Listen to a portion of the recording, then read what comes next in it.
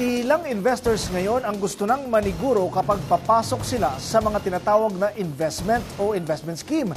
Ang ilan naman sa kanila gustong matutunan ang sistema ng foreign exchange trading o forex trading para malaman kung totoo nga bang kayang kumita ng daang-daang porsyento ang isang investment sa forex. Narito ang report.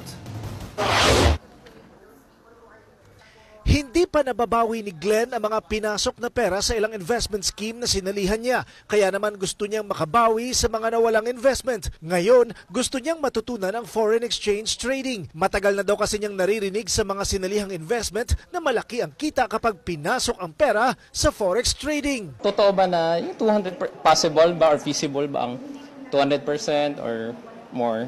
Ayon sa trader coach na si Ferdinand, ang foreign exchange trading ay ang simpleng pagbili at pagbenta ng mga currency o pera ng iba't ibang bansa. Kumikita ang trader depende sa exchange rate ng mga currency. Halimbawa dito ang palitan ng piso kontra dolyar. Kapag ang dolyar mataas, nagpapapalit tayo, 2 peso. Kapag ang dolyar naman bagsak, normally yung ibang negosyante ang ginagawa, bumibili. Aantayin tumaas ulit, ibibenta. That's traditional forex trading. Ang mga player nito ay karamihan mga taga-bangko. Pero una nang nagbabala ang Securities and Exchange Commission na huwag mag-engage sa forex, lalo na sa mga nagpakilalang forex trader o broker. Hindi talaga legal sa Pilipinas kumuha ng pera ng tao, pangangakuan ng guaranteed, which is not possible. No guarantee in forex. Even the best traders cannot guarantee you, you really huge amount of profits. This is not a get-rich-quick scheme.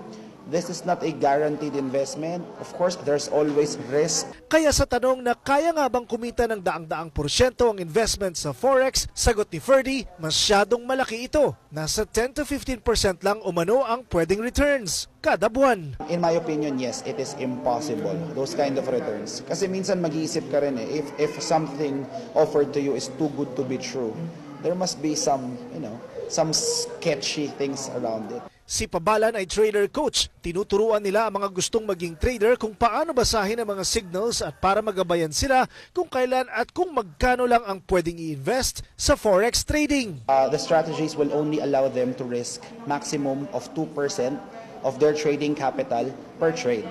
So that means if you win, the goal is if you win big. But if you lose very, very, very small. How small? Maximum na 2%. Nasa 800 na umano ang mga trader na naturuan nila ng mga strategies na ito. Pero hindi sila pwedeng mangolekta ng investment kundi sariling pera lang ang pwedeng i-trade nila. Paalala ng otoridad sa publiko, walang easy money scheme. At kung meron man, siguradong hindi ito lehitimo.